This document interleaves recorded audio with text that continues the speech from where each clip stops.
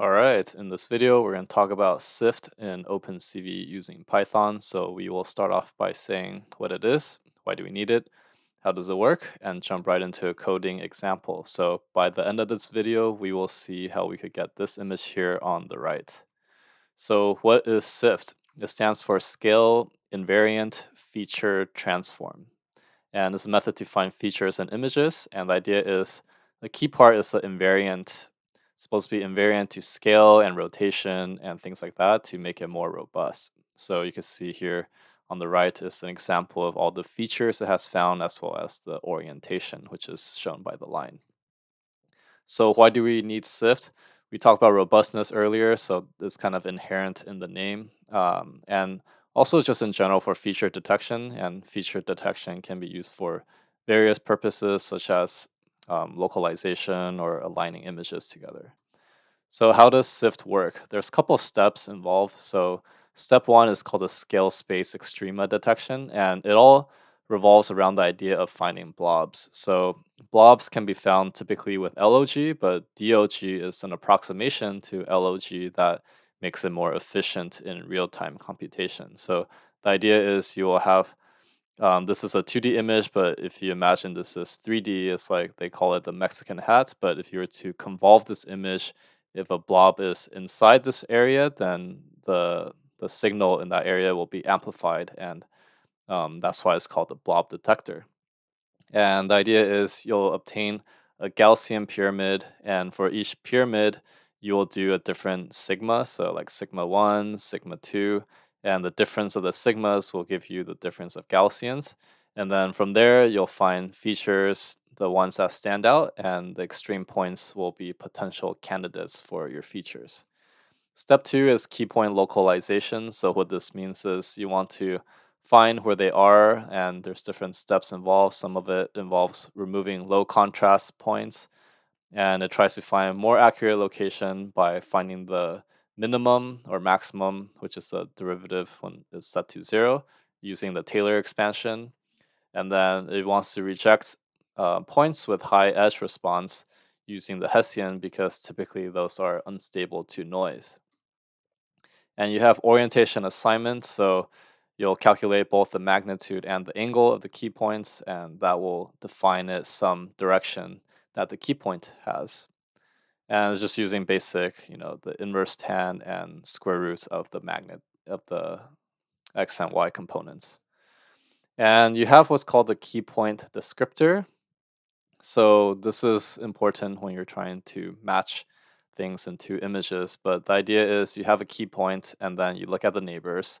Then you find the direction using the gradient tan inverse to find the gradient, the angles of the different pixels around it. And then you get a distribution plot of okay, how many of the pixels are pointing to the right, how many pointing to this direction, how many pointing up, and so on. And then you get a vector for each feature that has, this distribution. And the final step is the key point matching. So now that we have this vector, you could see which features have the similar distribution of neighbor orientations.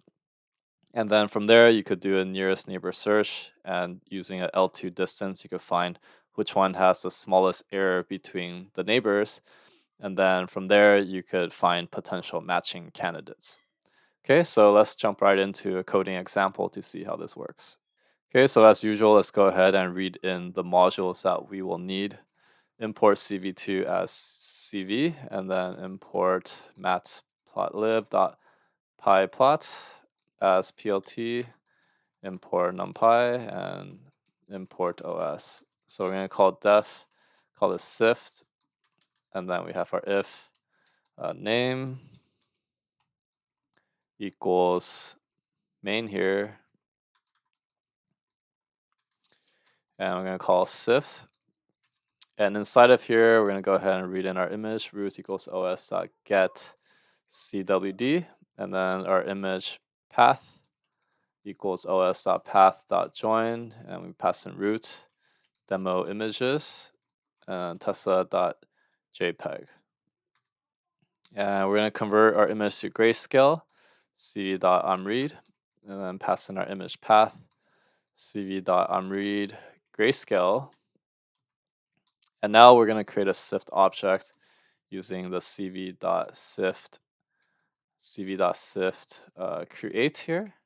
And we could get our key points by using sift.detect, pass in our gray image, and then none for the second argument. And we have image gray equals cv.draw key points, which will draw our key points in our image. And we could pass in key points, our output image gray here, and then this flags is an option to see our orientation and magnitude. So cv dot draw, and then it's called um, matches flags, and it's gonna be called rich key points. Okay, so that's gonna show us our orientations and all that good stuff. And then we have plt.figure, plt.show, pass in our grayscale image, and then plt.show. So if I go ahead and run this, we should see our image with our features. Okay, so notice that it has detected a lot of features of various sizes. You can see the ground, it got a lot of features, which may be a good thing or bad thing depending on what you're doing. But you can see the trees has a lot of features as well of different sizes. So it's very interesting to see the output. And you can see here there's a giant feature that it has detected. So maybe if you're comparing images of the car in different views, this might be a significant feature to use. Okay, so hopefully you got a good understanding of SIFT and how to run it in OpenCV. So if you found this video helpful, give a like and subscribe, and I'll see you in the next one.